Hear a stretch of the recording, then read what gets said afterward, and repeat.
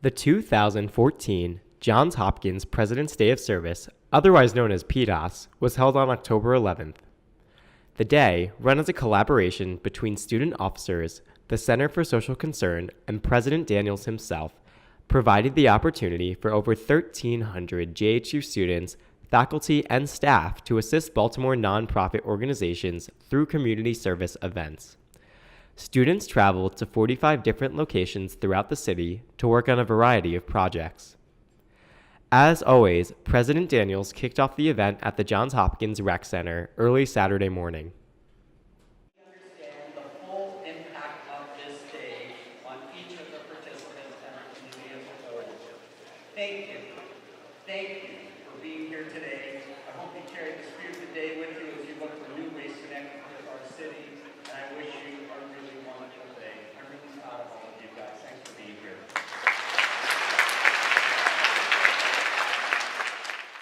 We at CSN were given the opportunity to speak with the student program chair for the event, Bahara Jabari, about the event, its coordination, and where PDOS is going. How was it like organizing one of the biggest events hosted by the Johns Hopkins community? It was very challenging, but very rewarding.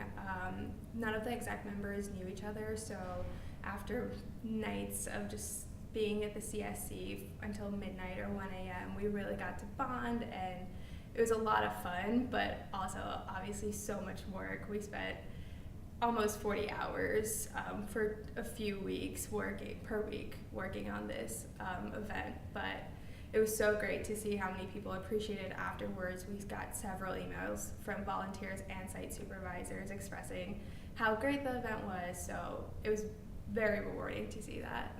What was one of the most memorable parts of being program chair? I loved going to sites. I worked very closely with our logistics chair, and we both worked together to find the sites for our volunteers to volunteer at, and I got to go meet with over 15 different sites and see what everybody at those sites are doing, and I got to speak with volunteers there and their site supervisors, and it was just amazing to see how many people are having such positive impacts in Baltimore. And I got to learn so much about what's going on in Baltimore myself, so I love that, and I'm so excited to be able to go back to and work there myself, volunteer with them. How was it different from last year?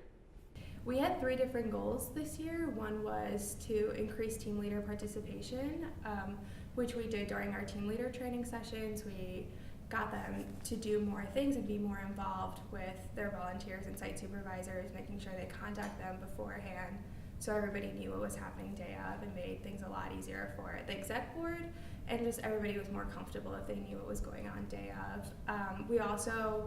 We had a goal to increase registrants by 20% from last year. We actually increased it by 30%, so that was very exciting for us. We had about 1,400 registrants this year, which was a lot in comparison to about 1,000 last year.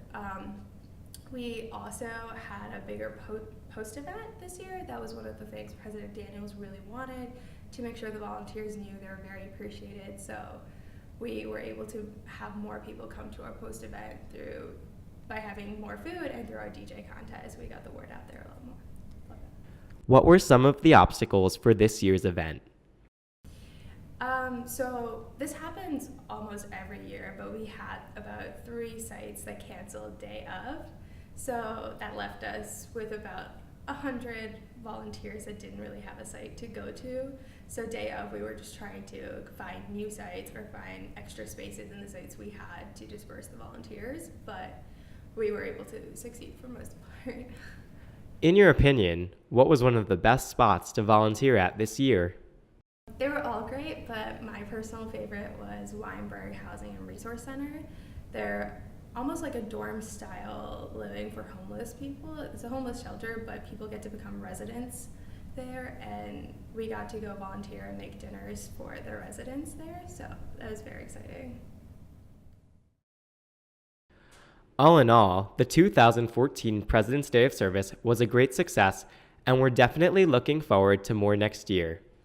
This is Dan Adler from the Charles Street News. Thank you for listening.